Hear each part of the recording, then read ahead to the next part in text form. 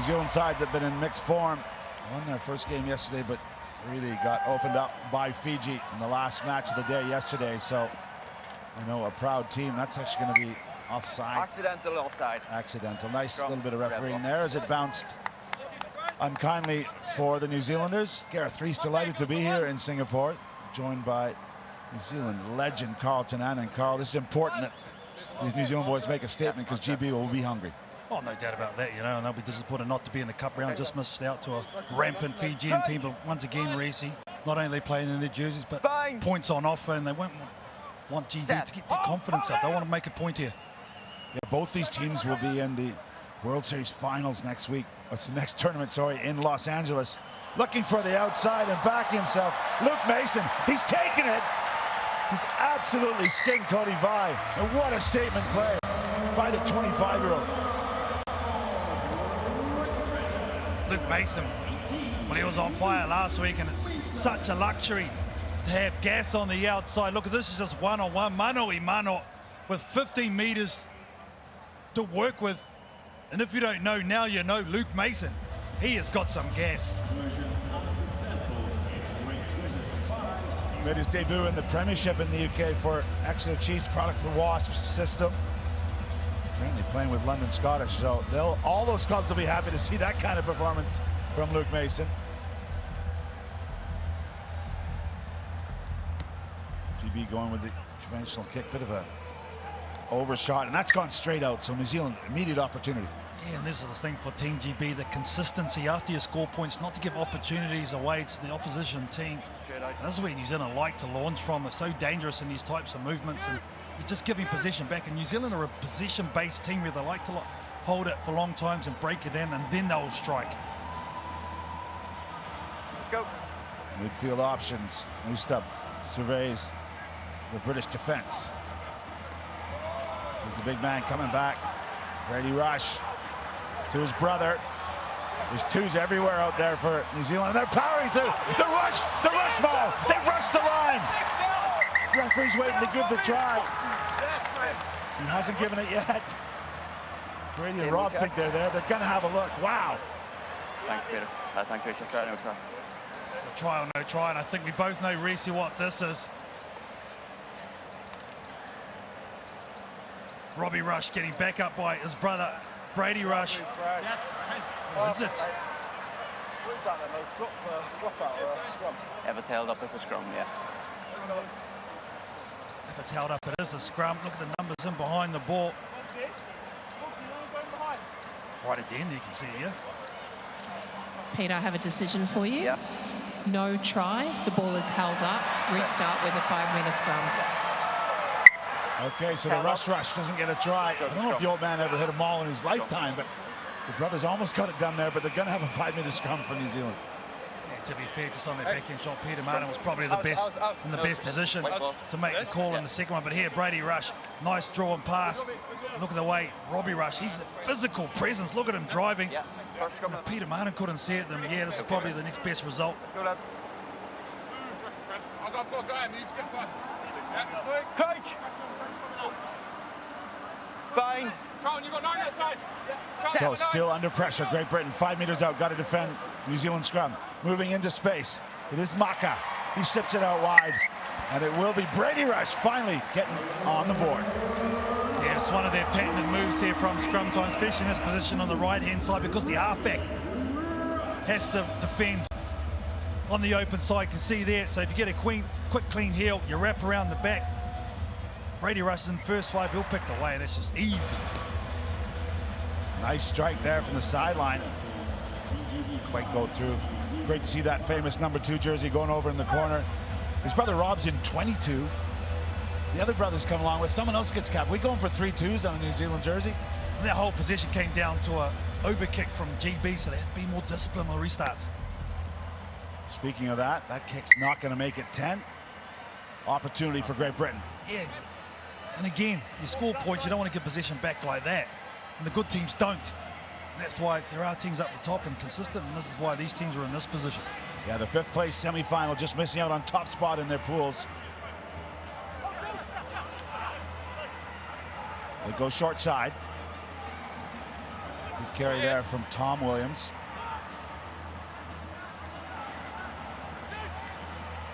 Nice line. And Harry Glover keeps it alive. Backing up. The crowd are loving it. It's Morgan Williams to give Great Britain the lead. Harry Glover, though, making the difference with that hard inline. This will be nice to watch. Look at him here. Comes in, hits that hole. Look at that. Breaks the defence, then the in-pass, then the out-pass. That is smooth from Team GB. Yeah, instinctive support lines there, from both players. And there's Morgan Williams, the under-20 Wales player. Some time with the Scarlets. And they're going to add the conversion, which could be key in the way the try scoring is going in this one. Now restart, just get at the 10. This will be the aim, this will be the talk. And the first one to get a restart to go 10 meters.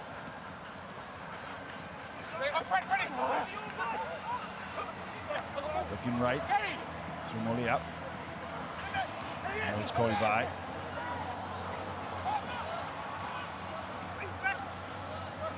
Regrouping.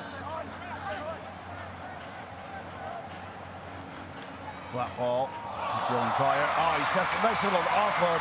Andrew Newstubb's going to punish Great Britain. Great deft of hand. Beautiful try for New Zealand. When a big man can carry an offload like the skipper Dylan Collier can, these are the end results, putting yourselves in good position. Whips it across field, this Newstub. Look at the left foot step by Collier, the right hand give on the arm, and then Newstub working his way back into this team. Gets the start of this one.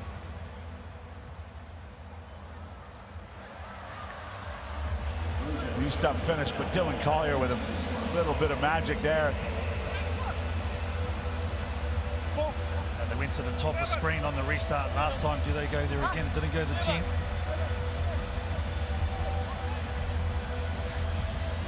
They are going to go right. It's flat though. Is it overcooked? No. GB's going to have to deal with it. It's loose.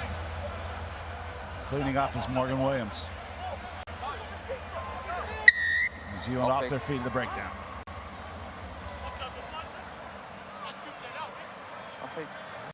44 seconds left in this game. Team GB just no rush here. Geez, they were good right from the get-go when they beat South Africa quite handsomely, and from there they've just grown in confidence. Yeah, they beat South Africa 38 points to 10, and then only lost by a try to the series leaders, Argentina 19-12. They were very much in that match. So a bit of a resurgence, both on the women's side and the men's side, as we head to Los Angeles for the finals in a month's time. Both GB teams will be playing in that. Credit to Joe Lydon and the new program they've got going. Set. Oh, a messy scrum. Straight across. New Zealand deemed to have come across there. GB won't stand around and ask. They've gone quickly. That matchup again. This time Vi does his job in defense.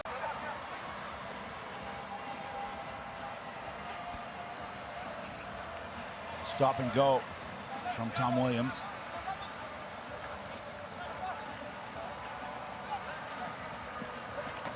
Quick hands from Morgan Williams. This is good from GB. Moving it around. Now it's Glover on the case. Vastly experienced in both an England and a Great Britain jersey. Such a key part of the Great Britain attack and in defense. Oh, there's a great in and out with the fin, left hand. Realized he didn't have the pace. Bit of an odd pull up there, not quite sure what he was thinking. Leave it though, Red. And then he didn't execute the kick. That was Freddie Roddick. So reprieve for New Zealand into the end of this first half. Advantage. That one spilled forward. Advantage being played, and they won't want it awarded because the Hooters sounded. GB and Glover going to try it on. Out wide. The right foot. Kerr flops it inside. Some tired bodies out there. Great Britain now go midfield. That one's come off a hand. That could be a problem. You hear Newstub just saying to the ref, I'm not even going for the ball. 2 seconds. Yeah, he's been around long enough to know that in the sevens game, there's little tolerance for that. It did look like he was trying to wrap in the tackle, but He's killed the play for Great Britain. What makes this even worse, it's a minute 23 past the half-time hooter, so GB here going for the tap rather than the scrum. Interesting. Here they go, 7-on-6. Can New Zealand hold out here at the end of the first half? The answer is no, as Harry Glover gets over the line. Referee's gonna have a quick look, but I'm pretty sure he got it down. You looked like this from real time, didn't it? Checking for you now, Pete. Try, no try. Well, manipulated again. He's just in amongst everything, isn't he? Harry Glover, does he keep control? I think he does, yeah. Pete, I have a decision. You may award the try. So there it is at the death. Great Britain seizing the lead. Well started with that yellow card. And 15 seconds into the yellow card. There it is there. That's a tough one. It looks like Harry Glover actually passed it into his hand, but that is the ruling, and Harry Glover's the one who's going to get the score.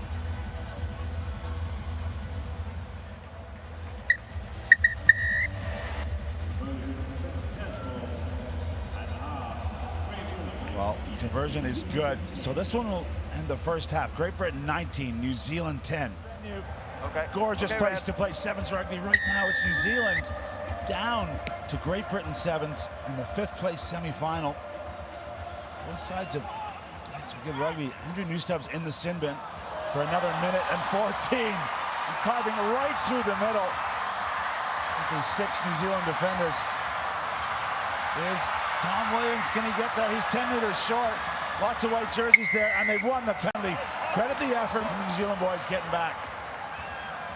Oh, you watch this. Amanaki Nicole in jersey number 1. He's going to chase on the bottom of the screen. It's a nice break from Team GB. Look at that, right in the middle of the park. And here decides to push in the middle of the park, stride for stride. And just having that person on his shoulder, you can feel him coming. Oh, that is good work from the big number 1 to save his team.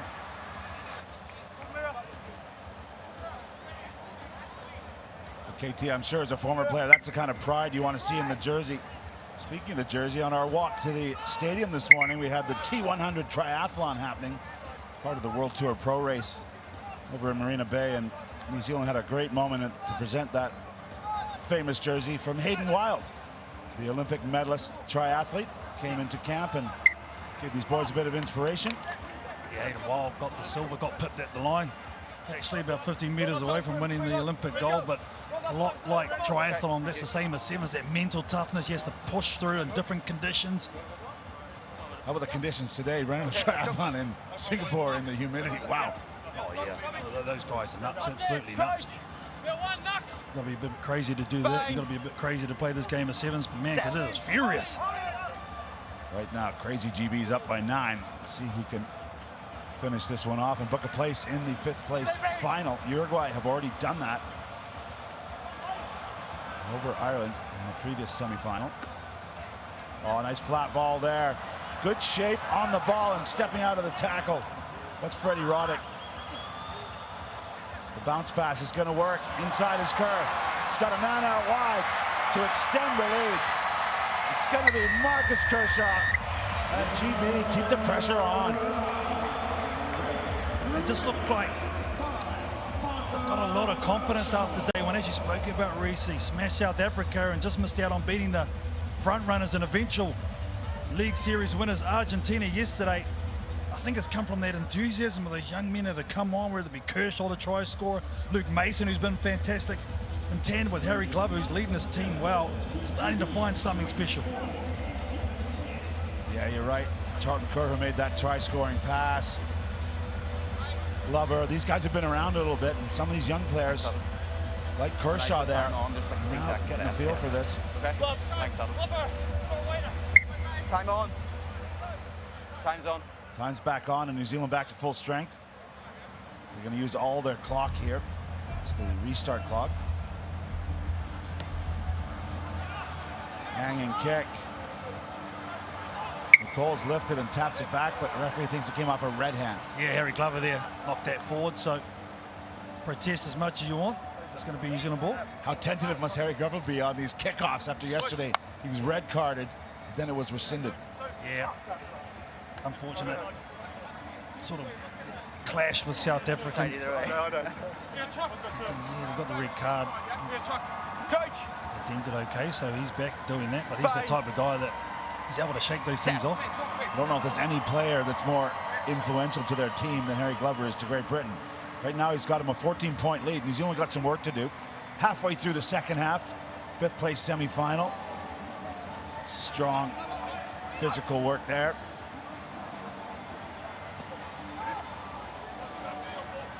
He's putting the tackles in for the moment on the shoot.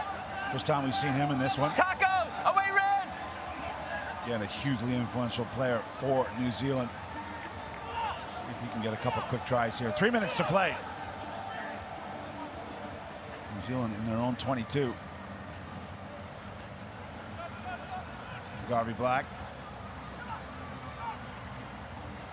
One of the Olympians out here. Silver medalist from Tokyo. New Zealand not looking dangerous. Now they start to flood the left. See if they can get some extra bodies in space. The stop and go. Nice offload. Really good work manipulating defender. And hitting it in full stride. Great finish there from Vainuku. Yeah, Frank Vainuku, here's the one who took it up originally. Powerfully. As the firm flies. Conversion will be influential. Garvey Black there gives it up to Ngashu. Everything good around New Zealand is from Tony Ngashu. Look at that power running through a tackle, and there's the other power runner, the young man, Frank Vainuku, making it look easy.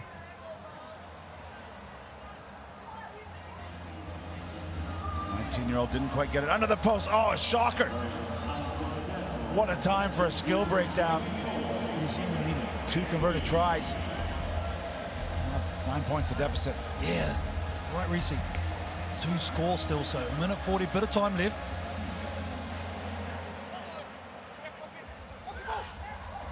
Oh, it's spilled out the side.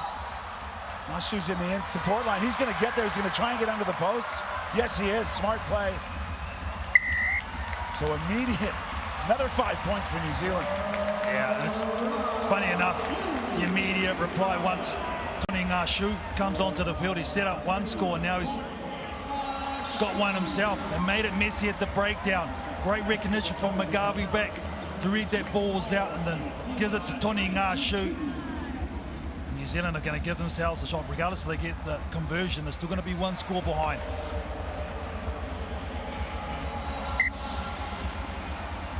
Time's still off. There was 8 on the pitch. Time's off. Got it, just over a minute to play here. Okay, time back on. A narrow lead for Great Britain. They'll want clean possession.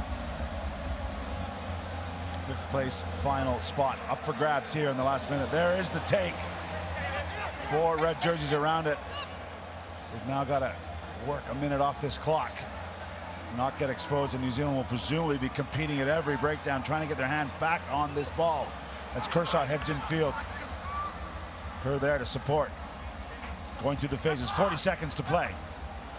Glover out the back and doesn't want to isolate, so he comes back.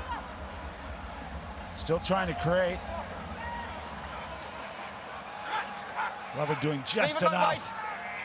Secure the ball. GB working the phases. 20 seconds to play. Kerr knows he was going to get smacked. Just stays on the field. Brilliant tactics from him. There comes the counter ruck. Great Britain's going to have to get bodies there, and they do in the form of Glover. Glover's looking at the clock. 6 seconds to play. Another breakdown. This is brilliantly managed as the Hooter sounds. And Great Britain have done just enough. A solid win for them to book a place in the 5th place final. Great Britain over New Zealand, 24 points to 22.